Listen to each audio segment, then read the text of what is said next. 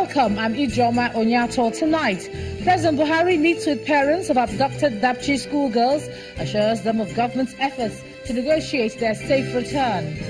Not Too Young to Run movement stages protest at the presidential villa, demand President Buhari's assent to the Not Too Young to Run bill.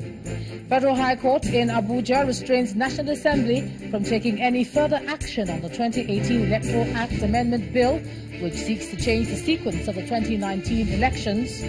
And Britain expels 23 Russian diplomats in response to Russia's refusal to explain poisoning of an ex-spy and his daughter. On Business News tonight, Nigeria's Debt Management Office plans to introduce new debt instruments as total debt rises to 21.7 trillion naira in 2017. On sports news, British Prime Minister Theresa May announces no ministers or members of the royal family will go to the World Cup finals in Russia, following the poisoning of former Russian spy and his daughter last week. And from Abuja, former PDP National Publicity Secretary Olisa Metu seeks Federal High Court's permission to travel abroad for treatment of spinal cord compression.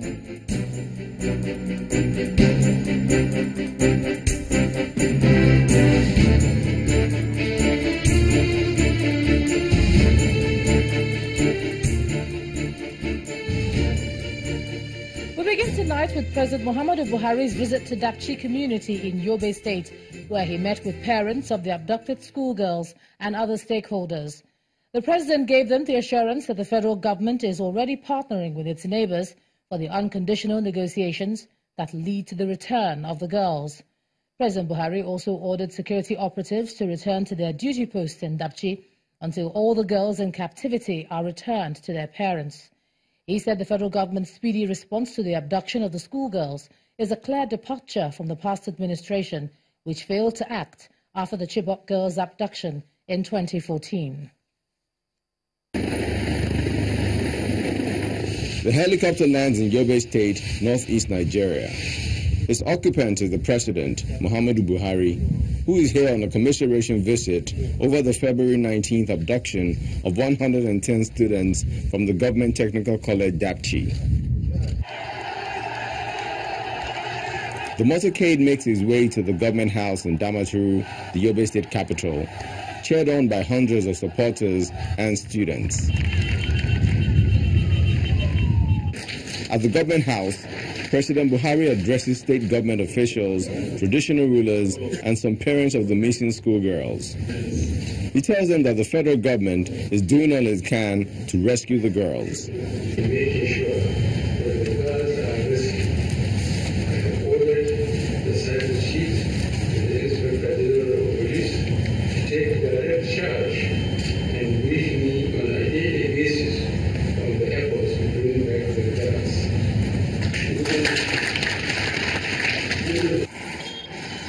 The trip would not be complete without paying a visit to where it all began. President Buhari meets with the students and calms them with a promise of the return of their classmates.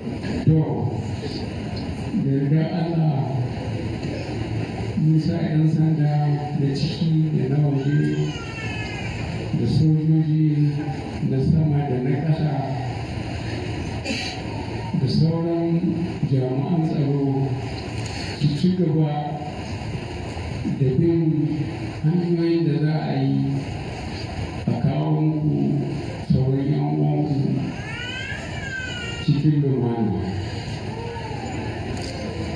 Amma wannan abu da suka yi da wanda suka yi kafin mu zo 2014 da kuma wanda suka yi yanzu ba za mu kyale Boko Haram ba.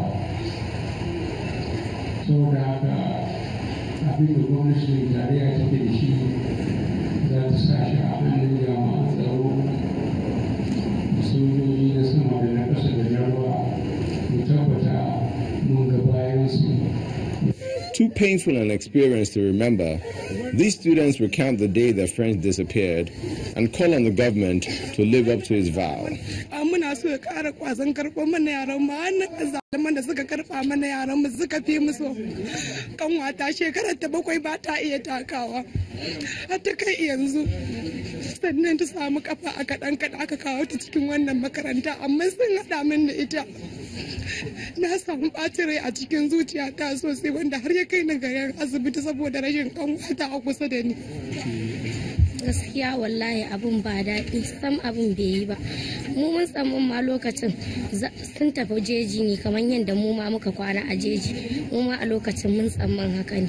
Kowa ni lokacin ni na tsamman ma an ce akwai mutane a kurna, ni na tsamman ma suna kurnawa. Gaskiya ni kan abun bai yi ba. At the end of the day, the only thing that will wipe away the tears will be the return of the girls, hopefully without blemish. And to the controversy over the sequence of elections, Justice Ahmed Mohammed of the Federal High Court sitting in Abuja has barred the National Assembly from taking any action towards changing the sequence of the 2019 elections. The ruling is sequel to an oral application in a suit filed by the Accord Party against the National Assembly, the Attorney General of the Federation and the Independent National Electoral Commission. The party had approached the court seeking an order of interlocutory injunction restraining the National Assembly from taking any further action on the bill titled Electoral Act Amendment Bill 2018. Counsel to the National Assembly, Mrs. Chinyelu Obozo, had resisted attempts by the Accord Party's counsel, Mr. Wole Olanikbekun, to seek a restraining order on the grounds that the application was not ripe. But Justice Mohammed stated that the court is not granting the prayer contained in the motion, but is making the preservative order to safeguard the integrity and sanctity of the court. Consequently, the court directed parties to maintain status quo until the next adjourned date. The Nigeria Immigration Service has offered its support to the Independent National Electoral Commission to ensure that foreigners do not participate in the 2019 general election. The Comptroller General, Nigerian Immigration Service, Mohammed Babandere, says one way to do so is to retrieve the voters' cards already in the possession of foreigners. The Comptroller General was speaking during a meeting with zonal coordinators and controllers of commands of the service in Abuja. It is our responsibility in 2019 to ensure that non-Nigerians do not participate in our election. They must not vote and they must not be voted. This is very clear. So if any Nigerian has information, should share with us. We have our hotline, and I direct all controllers of command to assist INEC during verification and during voting, so that no non-Nigerian will be allowed to contest, especially at the border communities. You know, it's very easy, and no non-Nigerians is allowed to vote. Now, while the president was away in Dapchi, members of the Not Too Young to Run movement today staged a protest at the presidential villa in Abuja. Their demand is that President Buhari should assent to the Not Too Young to Run bill when it's finally presented to him. The aggrieved youth say it's a national day of action to guard against the possibility of refusal by the president to assent to the bill. It lowers the age limit of those seeking to run for governor and senate to 30 and 35 for those seeking to run for president. Leaving nothing to chance, the Not Too Young to Run campaigners converged on the Unity Fountain in Abuja for a protest march to demand that the National Assembly speed up the transmission of the bill seeking age reduction for people contesting elections, as well as to mount pressure on President Buhari to sign it into law. Before filing out for the march, some of the conveners highlight the reasons for embarking on the work. They do not want the bill to suffer the same fate that the electoral bill suffered. Yesterday we saw what happened with the electoral amendment bill, and within the electoral amendment there were progressive amendments, but there was an issue that became contentious. So for us, we don't want this Not Too Young to Run bill to get caught up in politics. We are telling this president right now that he rode into office on the votes, on the enthusiasm of young people. This is not the time, to withdraw his support for their cause. The group then files into the street.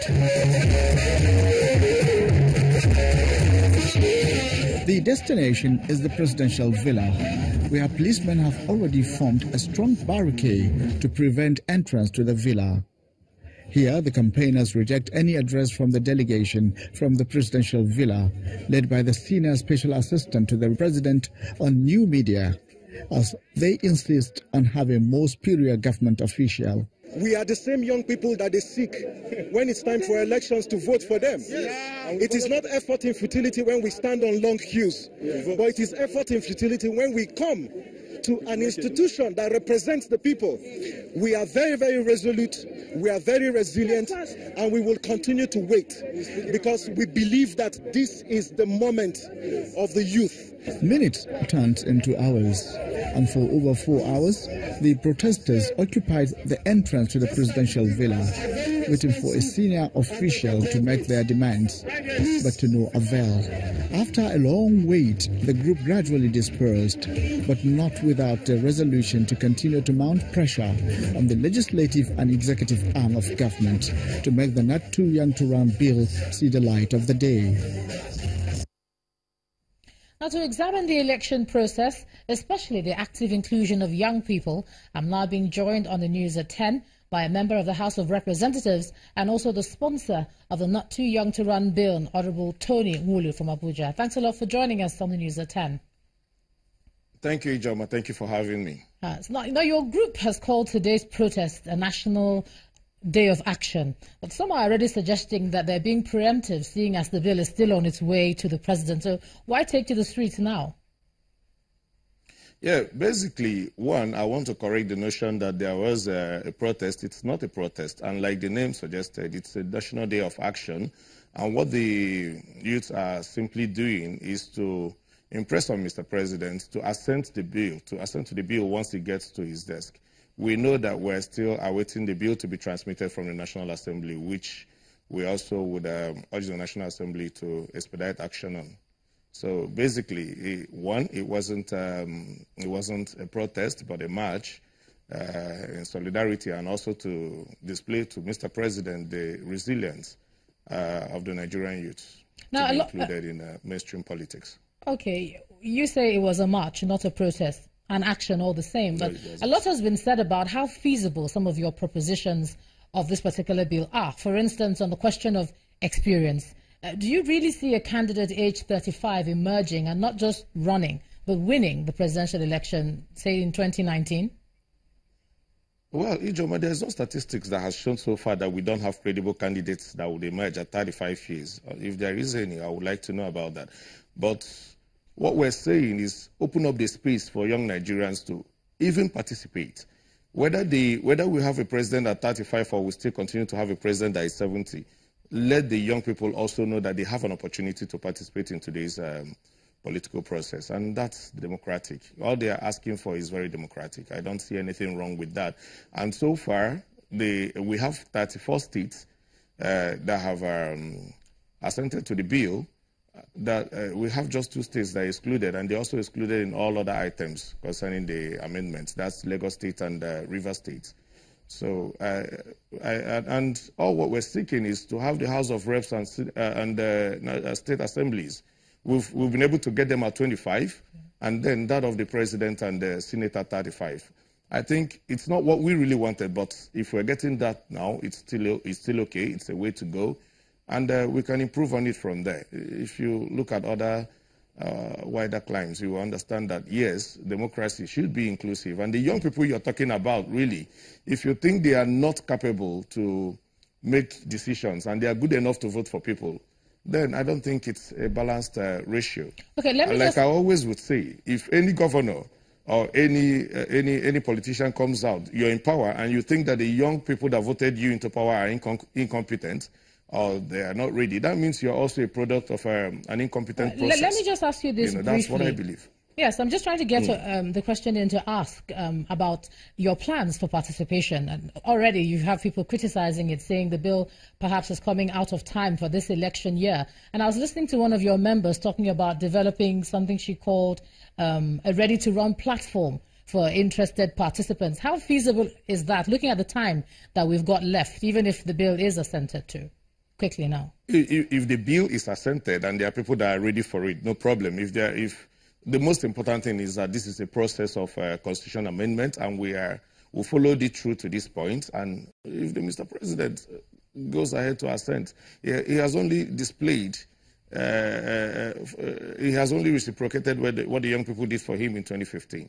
And it doesn't matter when the process starts. They could start grooming themselves, but knowing fully well that constitutionally the age has been reduced and it can accommodate them to run for, it's a process. Those that are ready could be ready. We can't sit here and tell that maybe some people are already, they got ready 2 years back. Right. And they've been praying for this bill to pass. Some might not be, but most importantly is let us get it in our constitution. Let's mainstream the young people in today's politics. All right, thank you so much, sponsor. Process. Sorry about that. Sponsor of the Not Too Young to Run bill, Honorable Tony Nwulu. Thanks for joining us on the news at 10 tonight. In part 2, after the break, suspected herdsman killed at least 5 people, including 2 security personnel in Dong community of Jos North local government area of Plateau State. That's in a moment. Please stay with us.